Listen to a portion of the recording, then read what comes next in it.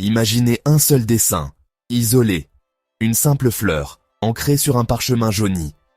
Mais ce n'est pas une fleur ordinaire, ses pétales s'enroulent de manière impossible, sa tige est bordée de minuscules yeux immobiles. Pas de nom, pas de légende, pas d'explication, juste un témoin silencieux d'un monde oublié. L'image pose une question sans mots, semant une graine de malaise. Que regardez-vous vraiment ?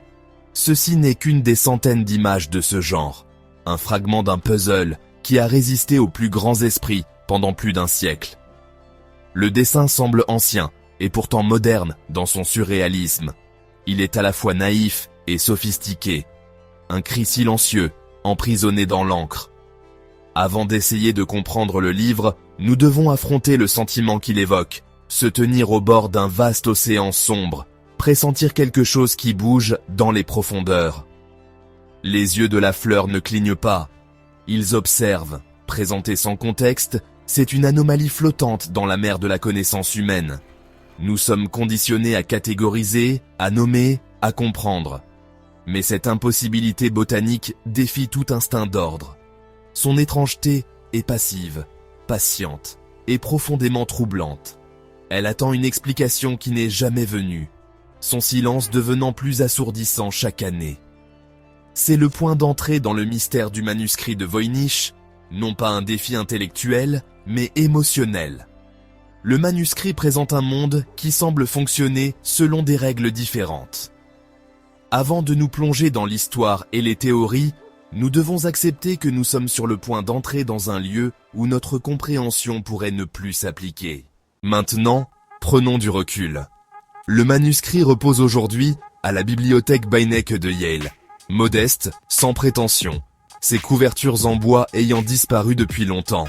Environ 240 pages subsistent, bien que certaines soient manquantes. Pour un observateur occasionnel, ce n'est qu'une relique médiévale de plus. Mais son histoire commence en 1912, lorsque Wilfrid Voynich, un marchand de livres rares, l'acquiert d'une collection jésuite près de Rome. Voynich, habitué au secret, sent que ce livre est différent. Ses pages sont remplies d'une écriture élégante et fluide, un alphabet introuvable ailleurs. Des centaines d'illustrations, des plantes étranges, des constellations inconnues, de minuscules figures nues dans des systèmes de tuyauterie élaborés. Le livre semble cohérent, une œuvre complète. Mais de quoi ?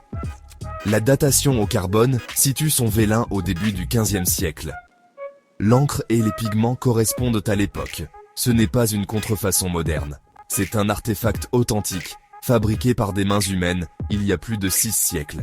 Quelqu'un a consacré des années à créer ce livre, préparant le vélin, mélangeant les encres, traçant chaque ligne. Il a une provenance, traçable jusqu'à la cour de l'empereur du Saint-Empire romain germanique, Rodolphe II. Il a été examiné par des érudits, des scientifiques, des linguistes. Il existe dans notre histoire, et pourtant, il reste totalement étranger. C'est un objet tangible, mais son contenu semble être arrivé d'ailleurs. Un invité silencieux, prolongeant son séjour de 6 siècles. Pendant des décennies, le manuscrit fut considéré comme une énigme, un code à déchiffrer. Les plus grands cryptographes du monde, comme William et Elizabeth Friedman, ont passé des années à tenter de percer ces secrets. Ils ont analysé les fréquences de lettres, les motifs, toutes les techniques cryptographiques. Mais le texte ne se comportait pas comme un code connu. Il suivait des règles linguistiques, avec des caractères apparaissant dans des positions naturelles, comme s'il était écrit couramment. Il avait le rythme et la structure du langage, mais aucun sens. S'il s'agissait d'un simple chiffre, l'analyse de fréquence l'aurait craqué. Elle n'y est pas parvenue. L'écriture suit la loi de Zipf, comme les langues réelles. Elle ressemble à une langue, en a l'apparence, mais ne signifie rien. La question a changé, non pas « que dit-il ?», mais « qu'est-ce que c'est ?» Le manuscrit est devenu une boîte qui pourrait être vide, mais construite avec le soin de celle destinée à contenir le plus grand trésor du monde. La cryptographie ayant échoué, les érudits se sont tournés vers les illustrations pour y trouver des réponses.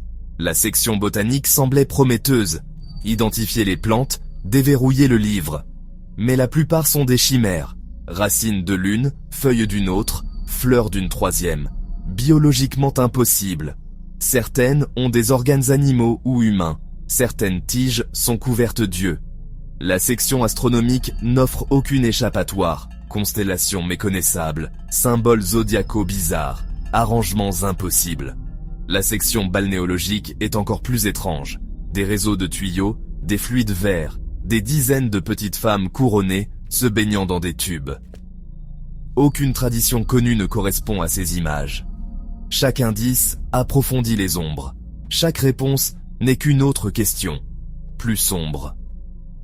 Le manuscrit n'est plus un livre, c'est une collection d'énigmes. Au fil des décennies, la communauté des voynicologues s'est agrandie. Universitaires, obsessionnels, esprits brillants. Certains ont suggéré que le texte avait été généré par un algorithme, des siècles en avance sur son temps, un artefact mécanique avec une structure mais sans signification. D'autres ont murmuré stéganographie, le vrai message caché dans les traits de plume, la hauteur des caractères ou les dessins eux-mêmes. Le texte visible pourrait être un leurre, une brillante distraction. Le livre, un monument à la tromperie. L'auteur reste un mystère, fou, génie ou gardien d'une vérité terrifiante. Les scientifiques ont tenté d'ancrer le manuscrit dans la réalité. Certains botanistes ont suggéré qu'il venait du Nouveau Monde, mais le vélin européen est antérieur à Christophe Colomb. Les astronomes ont affirmé voir une galaxie spirale dans ces cartes. Impossible sans télescope. Chaque piste scientifique s'effondre sous la contradiction, ne laissant qu'un mystère plus profond. Le manuscrit semble conçu pour résister à l'explication, toujours juste hors de portée. La logique et la science étant épuisées, les théories sont devenues plus étranges. Certains disent que c'est un canular élaboré de Voynich lui-même. Pourtant, la complexité défie la falsification du début du XXe siècle. D'autres y voient un texte alchimique, destiné à la méditation, non au décodage, un guide de transformation mystique. Le plus troublant, et si c'était un véritable témoignage d'un monde perdu, ou l'œuvre de quelqu'un qui ne vient pas du tout de notre monde. Face à des siècles d'échecs, la solution pourrait se trouver au-delà de notre réalité. Le manuscrit de Voynich pourrait en révéler davantage sur nous-mêmes que sur lui-même. C'est un miroir, reflétant nos anxiétés face à l'inconnu. Nous croyons que tout est connaissable, que chaque code est déchiffrable. Pourtant, ce livre réfute tranquillement cette croyance, perdurant comme une zone de mystère absolu. Il nous force à affronter les limites de notre savoir, enseignant l'humilité intellectuelle. Le manuscrit est un gardien de l'inconnu, nous rappelant l'immensité de ce que nous ne savons pas. Son but pourrait ne pas être d'être lu, mais d'exister, comme une sentinelle silencieuse aux confins de la compréhension humaine. Nous terminons là où nous avons commencé, dans une pièce avec un livre. 6 siècles se sont écoulés, mais le manuscrit reste inchangé, son secret intact. Chaque théorie se dissout en paradoxe. Chaque esprit est vaincu par son silence. Revenons à la personne qui l'a créé, seul, nuit après nuit, dessinant des fleurs impossibles, écrivant des mots illisibles. Qu'y avait-il dans son esprit? La foi, la folie ou autre chose? Le véritable cœur du mystère est humain, un esprit comme le nôtre, et pourtant profondément différent. Nous pouvons analyser les matériaux, mais jamais vraiment pénétrer l'esprit du créateur. La question finale n'est pas ce que le livre signifie, mais ce que cela a dû être d'en être l'auteur. Imaginez finir une page, sachant que vous seul comprenez, ou que cela ne signifie rien du tout. Qu'est-ce qui est le plus solitaire? Qu'est-ce qui est le plus terrifiant? Le livre n'offre aucune réponse, seulement le cycle de l'émerveillement et du doute, pour toujours.